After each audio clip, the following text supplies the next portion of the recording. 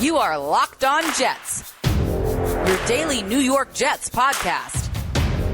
Part of the Locked On Podcast Network, your team every day.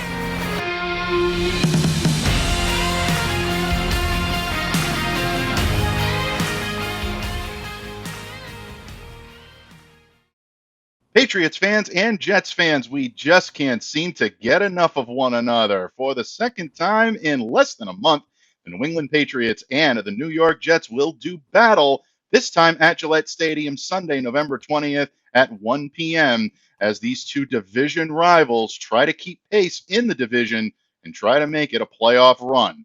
I'm Mike DeBate, host of the Locked On Patriots podcast, and joining me today here on this crossover Thursday on the Locked On Podcast Network is my good friend and colleague, John Butchko, host of the Locked On Jets podcast. John, thank you so much for joining me. It's always fun to do these crossovers, bud. It sure is. And Mike, it's even more fun when we get to do it twice in 4 weeks. We were talking before we began recording, and I can't remember the last time these teams played so close. Their two games came so close together on the calendar. It's true. I don't recall it either. I mean, these two teams really are getting their fill of one another before Thanksgiving. And that's something that I think a lot of the fans here in New England, and I know a lot of the fans in New York and in New Jersey, are definitely happy about it. It's nice to get some rivalry in before the Thanksgiving holiday and the real stretch run begins toward the playoffs. John and I are going to be breaking down this pivotal Week 11 matchup in just a moment, but please remember that Crossover Thursday all across the Locked On Podcast Network is presented by our friends at PrizePicks. PrizePicks is so much fun, and it's easy to play. No competing with other players, so you don't have to worry about competing with myself or with John. It's just you versus the projections available. Pick 2 to 5 players, and if they score more or less than their PrizePicks projection, you can win up to 10 times your money on your entry. It can literally take less than 60 seconds to enter. That's right, folks. It's that easy to do, so don't delay. Do it today. We love PrizePicks. We know that you will too. And here's the kicker. First-time users can receive a 100% instant deposit match up to $100 with the promo code Locked On. That's prizepicks.com, promo code Locked On. And John, the last time these two teams met, way back, like you said, 4 weeks ago, or 3 weeks ago, really. I mean, it's amazing how time is flying here in 2022. The year is almost over, but Mac Jones quelled any lingering concerns, at least about his health, by completing 24, 35 passes, 194 yards, 1 touchdown, 1 interception in the complete game effort. I know New York fans are going to say he had 2 interceptions. That's a conversation that we may get into, but bottom line, not his best effort, but definitely not his worst effort either. Defensively, the Patriots were able to force Zach Wilson into 3 interceptions, despite of the fact that Zach passed for 355 yards.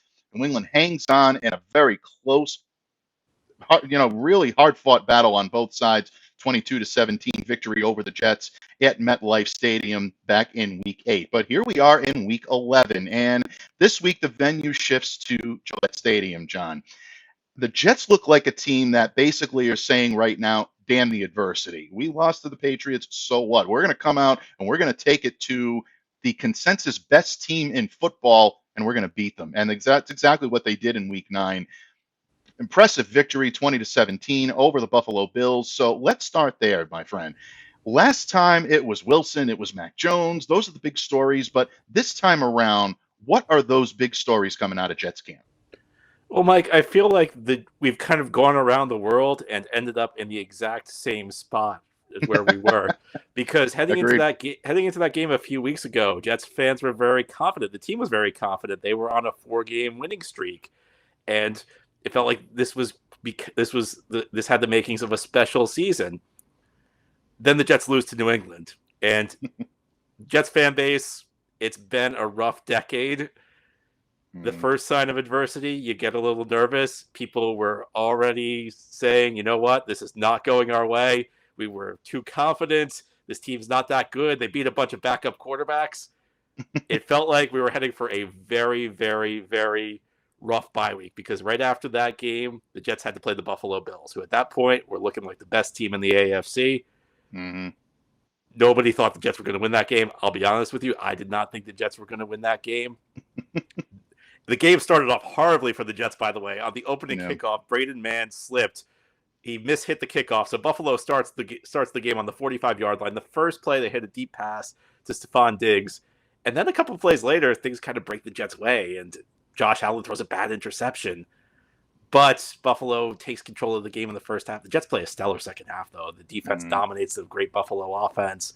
Jets get just enough out of their offense. They put together a great drive to close it out, starting from their own 4-yard line, rushing the ball at will. I mean, they got from their own 4 to the Buffalo 18 without throwing a pass. And now it feels good again. Now it feels like the Jets are right there in the mix in this division. In fact, if the Jets win this game, it's amazing to say, if the Jets win this game, they'll actually be in the lead in the AFC East, which nobody would have predicted at this point of the year. So, I think Jets fans are going into this game. They're feeling confident. We have 2 weeks to get excited, after 2 weeks to dream after that Buffalo win, because the Jets bye week was last week.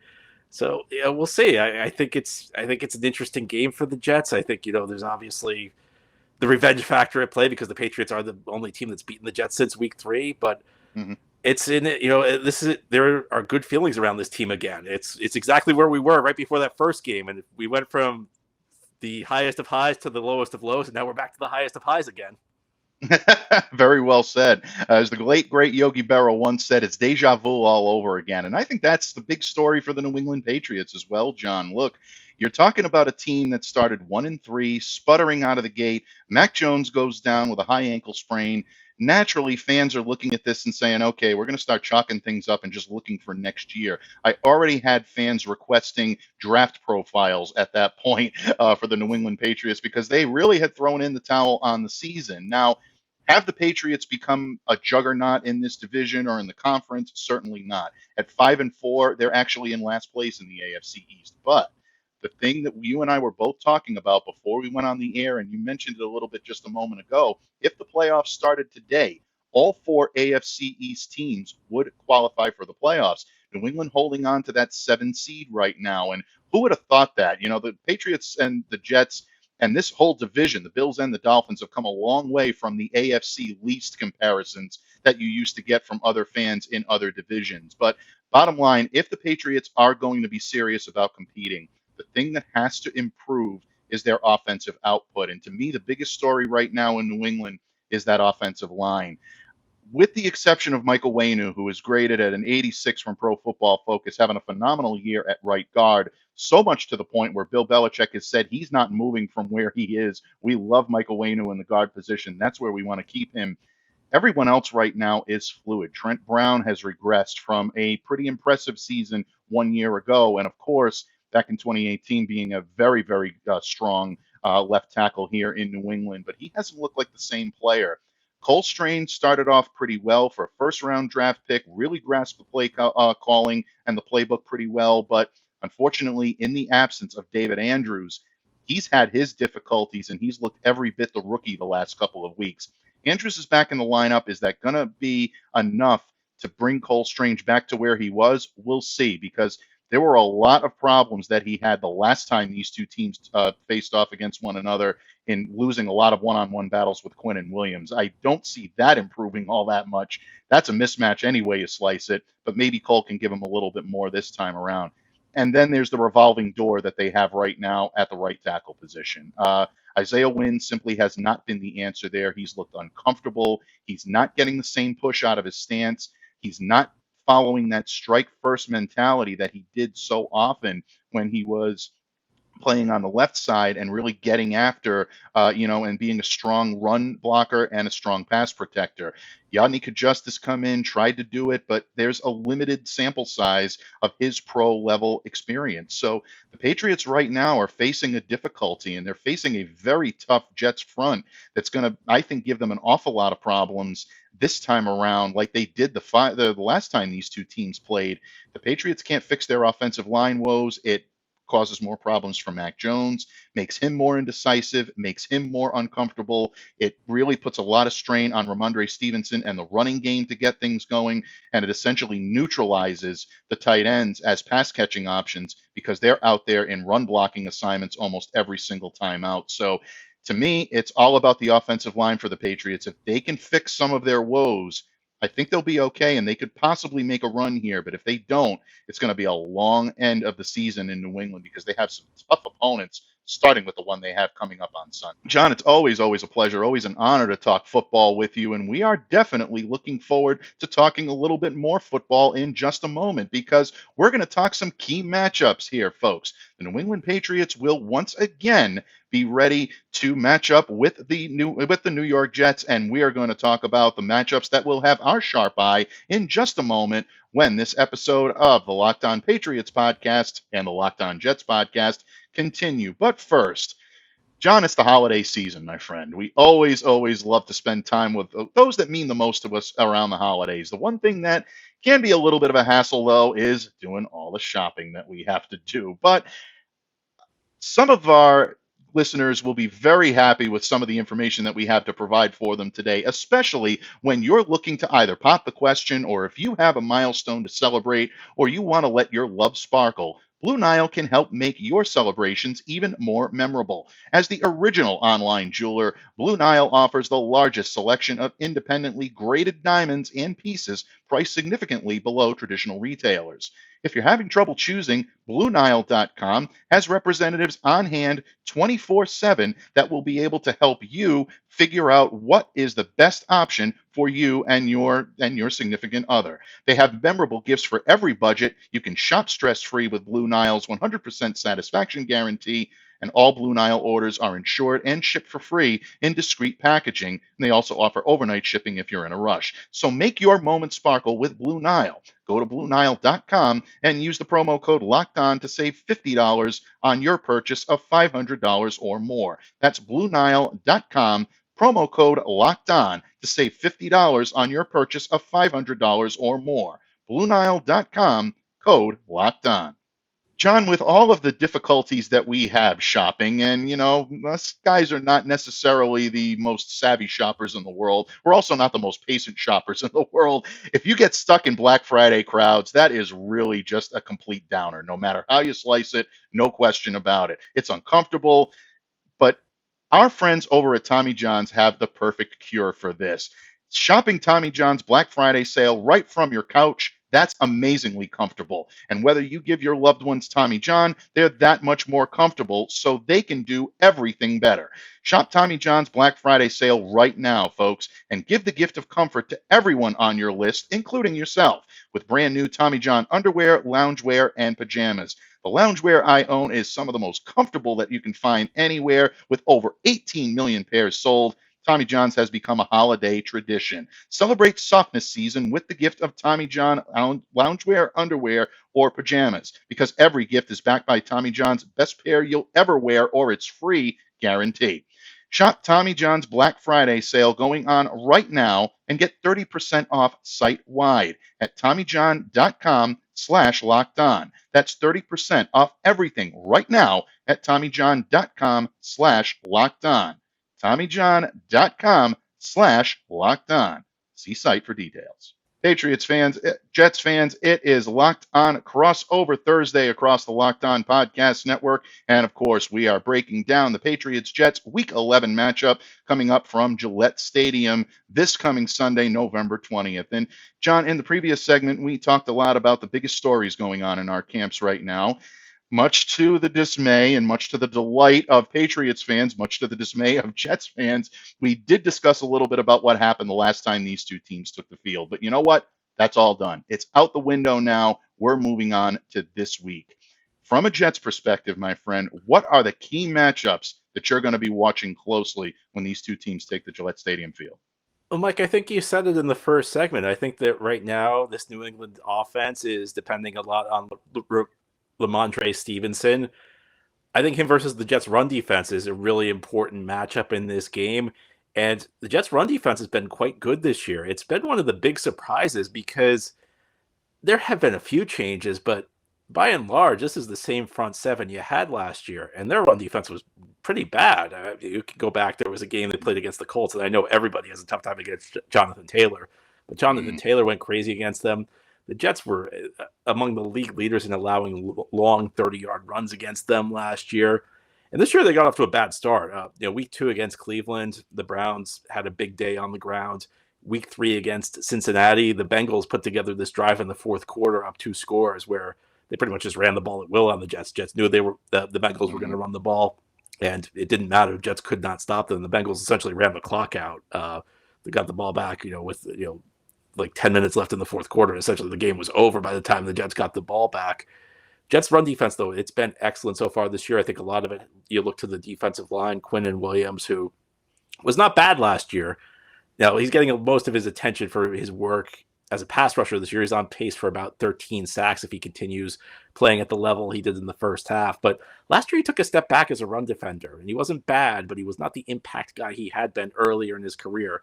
Quinnen Williams has just been unblockable this year. He's been playing phenomenal football. So he's a guy, you look to.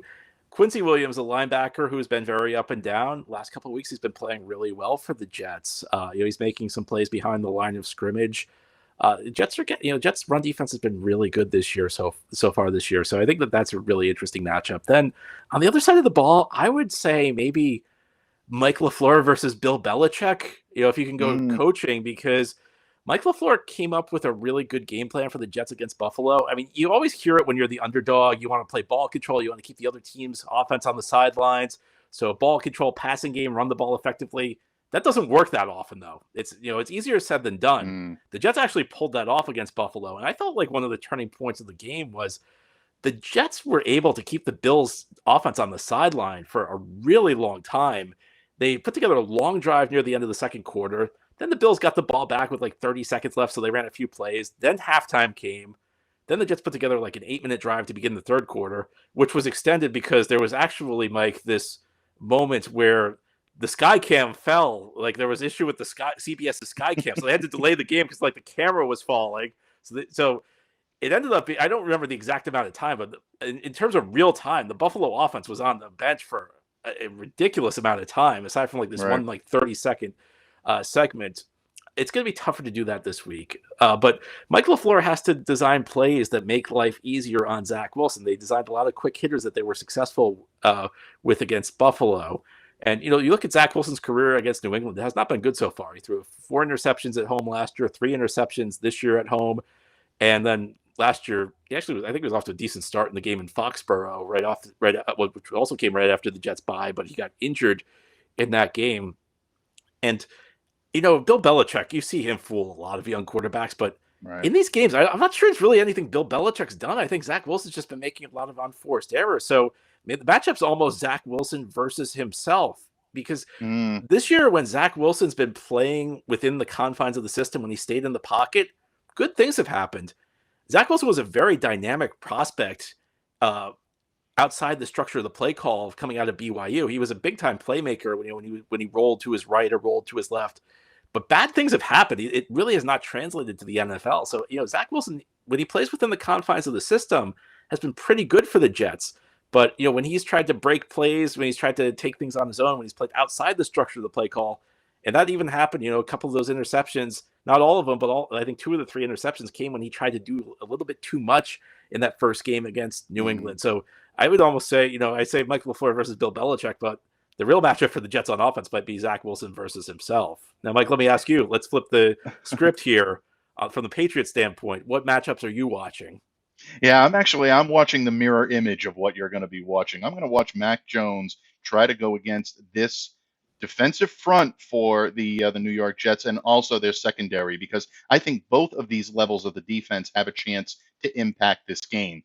As sporadic as the running game has been for the New England Patriots, they've been the dominant force in their offensive attack. And we talked a little bit about this in the previous segment, but the problems there start in the same spot. The offensive line, once again, struggling to keep the Patriots running the football smoothly or giving them the opportunity to get the passing attack ready. Mac Jones was sacked 4 times against the Colts in Week 9, and the Jets took him down 6 times a week prior to that. That is not a good sign for a quarterback that is trying to get his feet back after being out for 3 games with a high ankle sprain. Constantly under duress, running for his life, that is not something that is ideal for a Patriots team that is trying to stay in contention for a playoff spot. And right now they're teetering on that windowsill of either contention or not. So That type of pressure, that leads to problems protecting the ball. One of the hits caused an interception. The other one obviously led to a strip sack. Mac Jones obviously got lucky on a situation where he did make the throw. It was called back. I know it upset and rubbed Jets fans the wrong way in a lot of ways. But what I'm going to be looking at is John Franklin Myers. I'm going to be looking at Carl Lawson. They got to Mac Jones the last time, so did Quinnen Williams. This is where I think Mac needs to be much more savvy and much more aware of what's coming from the first level of the defense, but also the second and third level, those strategic fake blitzes that can give him difficulties that he really struggles with from time to time as well. Jacoby Myers, Ramondre Stevenson were actually his best receivers the last time. He needs one of his pass catchers to step up. Devontae Parker looks like he may be able to give it a go in this game. He's back on the practice field, still limited. We'll know more toward the end of the week. But if he's back, it gives Mac an opportunity to utilize a guy that can go up and make contested catches. And that's a big part of this with a very young, very good, and very physical defensive backfield for the Jets, whether you're talking about Sauce Gardner right up at the top of that, but you're also talking about DJ Reed, Michael Carter, Lamarcus Joyner, Jordan Whitehead at the safety position. These guys can thump, but they can also cover a lot of ground, and they can make life difficult for a quarterback. So together, the Jets right now are holding opponents to less than 5.8 yards per pass play.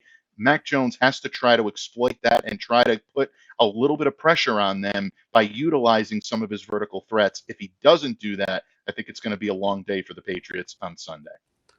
All right. Well, you've heard the key storylines. You've heard the key matchups coming up on this crossover Thursday edition of Locked On Jets and Locked On Patriots. Mike and I will make our predictions for the second meeting of the year between these two teams. Now, Mike, the Patriots were road favorites in the first game, and they went on to beat the Jets.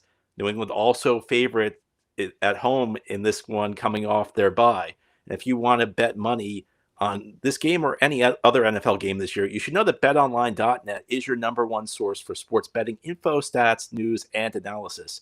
You can get all of the latest odds and trends for every professional and amateur league out there. So not just football, but also basketball, soccer, esports. They've got it all at betonline.net. And if you love sports podcasts, of course you love sports podcasts. You're listening to this one. You can find those at BetOnline as well. They are the fastest and easiest way to get your betting fix. So head to the website today or use your mobile device to learn more. BetOnline, where the game starts. This is a crossover Thursday edition, AFC East action this Sunday. The Jets are in New England. The second time these teams are meeting in 4 weeks. Both teams over 500, both teams in playoff position. Mike, how do you see this game playing out? Well, John, they play these games on the field and not on paper. And, the last time the game kind of shook out the way we thought it was going to. We thought it was going to be a very close-knit, very tough matchup, maybe a lot of, defensive-minded, and come down to maybe one or two plays that could throw the game either way. I think it comes down to the same type of game this time around. I think both of these teams know each other extremely well. There's not going to be a whole lot of surprise on either side in terms of what other teams are going to do. I know the Jets had a field day the last time calling out some of the plays at the line of scrimmage that the New England Patriots were about to run. Mac Jones said that he's done a full audit of what he does, his mannerisms, all of those types of issues that may help to quell that a little bit, but the play calling needs to be a little bit smarter for the New England Patriots if they want to have success offensively. On the defensive side of the ball, the Patriots have to continue to be ball hawking. You were absolutely right in your assessment when you talked about some of the key matchups that are going to be going on in terms of Zach Wilson versus himself. If you go back and look at the footage on all of the matchups that Zach has had against the Patriots aren't showing him exotic looks or things that are really unorthodox. They're showing him very basic stuff when it comes to what the Patriots are doing. Zach Wilson, I think, is psyching himself up a little bit at this point, and maybe even psyching himself into making some uncharacteristic mistakes. So if he can control that, this game is going to be razor thin. If he can't control it, it could end up getting out of hand, but I don't think that's going to happen. I think both quarterbacks keep these teams right in the thick of things. Patriots are the home team. I'm going to go with the Patriots by a field goal in this one by a final of 20-17, but again, this is going to be a matchup that I think could go either way, and really a lot of stuff on the line when it comes to both of these two teams. I can't wait for this one on Sunday. Mike, I was about to get my fans angry with me because, and this actually goes back 3 weeks because I remember when we picked that New England Jets game. I picked the Jets, but in the back of my mind, I said, yeah, but I don't think they're going up to Foxborough in a few weeks. So I've been dreading this. But, you said something in the last segment that just, yeah, maybe it's probably me looking for any angle to pick the Jets, but you mentioned the offensive line issues in New England. And a lot of times these games just come down to the matchups. And, I really do like that matchup, this Jets defensive line going up against the New England offensive line. And, the other aspect of this, and, it's something that I can't say it's been forgotten because, a lot of people pointed this out. You pointed it out yourself, but there was a play in that first game. The Jets, I think, were outplaying New England in the first half. And right before halftime, Michael Carter II intercepted the Mac Jones pass and ran it back for a touchdown, a pick six. The Jets, it felt like that may have been an early knockout blow for the Jets, but it came back because of a John Franklin Myers penalty. And Mike, you were being very diplomatic. I have to tell you, I had no issue with the call. I thought the call was the correct call. I thought John Franklin Myers made a bad play. And when I saw the flag down, I was getting ready because I was getting ready to yell about how the Jets, got how this ref stole a touchdown. But then I saw it. I thought it was a penalty. But I think this is a coin flip type of game. I think these teams are very close. I don't love the idea of playing Belichick off the bye. I don't love going to Foxborough. But, this Jets team's been really tough this year. I think they're also a team that's going to be tough to sweep. It may come down to which quarterback avoids the big mistake. In the last game, both quarterbacks did make a big mistake. The New England one got wiped out, though, because of a penalty. If Zach Wilson plays within himself, if Zach Wilson is smart with the football, Jets have a great chance. I could go either way, but, I have to, the Jets have been so bad. It's been great to be able to pick the Jets a couple times this year. So I'll be a homer, Mike. I'll give you the same score. I'll give you Jets 20, Patriots 17. How about that? There you go. I love it. Damn the torpedoes, full speed ahead. The homers have spoken, folks. No, all kidding aside. We try to give you as much of the balanced analysis as we possibly can here, but I'm in complete agreement with you. I think these two teams are so evenly matched. I think they have such similarities when it comes to what their strengths are, what their weaknesses are. Well coached, well disciplined, and I think there's a lot that needs to kind of come to fruition with this rivalry. Once again, we're just seeing the seedlings of it. I think kind of blossom into something that we're going to see for multiple years from these two teams. But it's going to be a fun one this coming Sunday at Gillette Stadium in Foxborough. I can't wait for it. John can't wait for it. Most importantly, folks, we know you all can't wait for it. So thank you for taking time out of your day to join us here on Locked On Podcast Network's Crossover Thursday between Locked On Patriots and Locked On Jets. And now that you've made us your first listen of the day, folks, please make your second listen the Locked On Sports Today podcast. The biggest stories of the day, plus instant reactions, big game recaps, and of course, the take of the day. Locked On Sports Today is available on the Odyssey app, on YouTube, wherever you get your podcasts. Don't forget to smash that subscribe button for Locked On Jets, whether it be on YouTube or wherever you get your audio podcasts. John provides the best listen in Jets country, and I say that without hesitation. I'm a fan. I listen to it all the time. Folks, whether you're a Patriots fan and you want to hate listen, or whether you're an AFC East fan and you just want to listen, or if you're a Jets fan, you're probably already subscribed, but please do that because he puts on a phenomenal show. If you're so inclined to listen to me on Locked On Patriots, you can do so by smashing the subscribe button and, of course, by downloading, subscribing, and following wherever you get your podcasts. On behalf of my good friend, John Butchko, host of Locked On Jets, I'm Mike Debate, host of Locked On Patriots. Folks, stay safe, stay well, be the change you wish to see in the world. Have a great day and enjoy the game on Sunday.